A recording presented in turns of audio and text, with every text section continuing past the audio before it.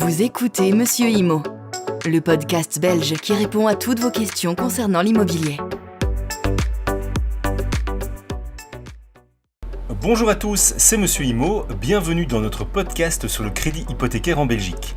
Au cours des prochaines minutes, nous explorerons en profondeur ce type de prêt immobilier en mettant en lumière ses aspects les plus cruciaux, ses avantages et ses considérations essentielles.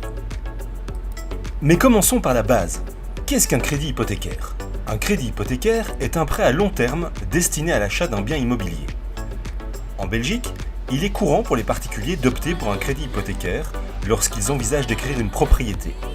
Contrairement à d'autres types de prêts, un crédit hypothécaire est garanti par une hypothèque sur le bien immobilier acheté.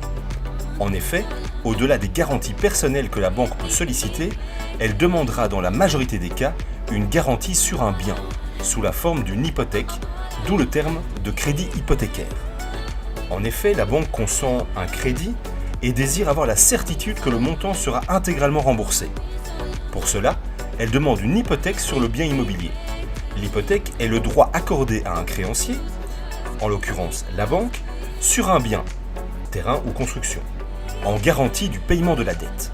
En d'autres termes, si l'acheteur ne rembourse pas son crédit, la banque pourrait vendre l'immeuble, en vente publique, pour se faire rembourser. Le prêt octroyé par la banque a un prix. En plus de rembourser le capital, vous devrez aussi payer les intérêts, exprimés en un pourcentage. L'intérêt est en quelque sorte le loyer de l'argent. Le taux d'intérêt peut être fixe ou variable, voire semi-fixe. Le taux fixe, il reste identique pendant toute la durée du prêt, quelle que soit l'évolution des taux du marché. Le taux variable, il s'adapte à l'évolution du taux du marché.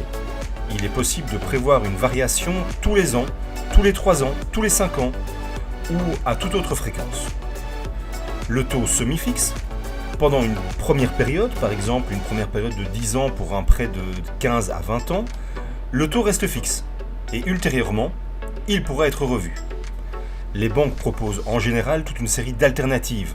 Il est essentiel de se renseigner au préalable une fois de plus. Lorsque vous contractez un crédit hypothécaire en Belgique, vous empruntez une somme d'argent auprès d'une institution financière, généralement une banque. Cette somme est remboursée progressivement sur une période allant généralement de 10 à 30 ans avec des intérêts ajoutés. L'hypothèque est enregistrée à l'administration générale de la documentation patrimoniale, ce qui signifie que si vous ne parvenez pas à rembourser le prêt, la banque a le droit de saisir et de vendre le bien immobilier pour recouvrir sa dette. L'un des principaux avantages du crédit hypothécaire est qu'il permet d'acquérir une propriété sans avoir à payer la totalité du prix d'achat immédiatement. Cela rend l'accession à la propriété accessible. De plus, les taux d'intérêt sur les crédits hypothécaires en Belgique sont souvent bas, ce qui peut rendre les remboursements mensuels plus abordables. Voyons maintenant le mode de remboursement. La banque prête pour une certaine durée, 10, 15, 20, 25, 30 ans. Généralement, le remboursement du capital et des intérêts se fait mensuellement durant toute la durée du prêt. Mais il est aussi possible de prévoir des versements trimestriels ou annuels. De plus, certains emprunteurs choisissent des options de remboursement anticipé, ce qui leur permet de rembourser une partie ou la totalité du prêt avant l'échéance prévue. Cela peut être avantageux pour réduire le montant total des intérêts payés sur la durée du prêt. Cependant, il convient de vérifier les conditions de remboursement anticipé avec la banque, car des pénalités peuvent parfois s'appliquer. Avant de contracter un crédit hypothécaire en Belgique, il est crucial de comprendre pleinement les termes du prêt, y compris les taux d'intérêt, les frais de dossier et les échéances de remboursement. Il est également important de tenir compte de votre situation financière personnelle et de vous assurer que vous serez en mesure de maintenir les remboursements mensuels pendant toute la durée du prêt. La souscription d'un emprunt hypothécaire est souvent assortie de la nécessité de contracter des assurances. L'assurance incendie. Lorsque vous hypothéquez un bien immobilier, la banque exigera généralement que celui-ci soit assuré contre les risques d'incendie et les sinistres associés pour sa valeur de reconstruction. Cette assurance est d'une importance capitale, car la maison constitue la garantie de la banque, l'hypothèque.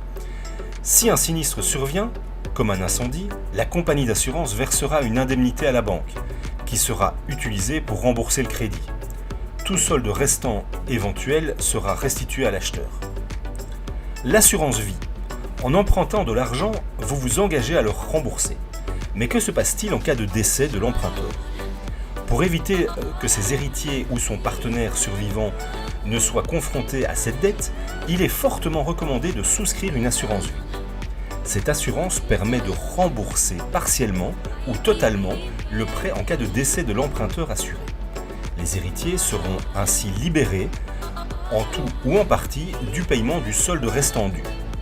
La forme la plus courante de cette assurance est l'assurance solde restant dû, qui couvre le solde restant dû du crédit en cas du décès de l'emprunteur. Les primes peuvent être payées en une seule fois, annuellement, mensuellement, selon le choix de l'emprunteur. Il est fréquent que l'organisme financier exige la souscription de l'une ou de l'autre de ces assurances, dans le cadre de l'octroi du crédit.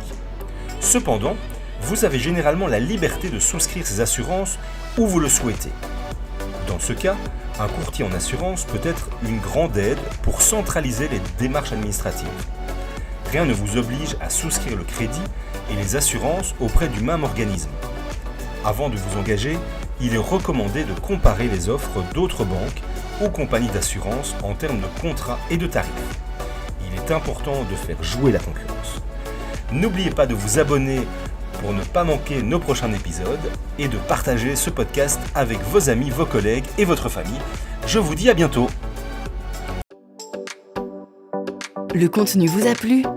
Abonnez-vous et retrouvez encore plus de contenu sur www.monsieurimo.be.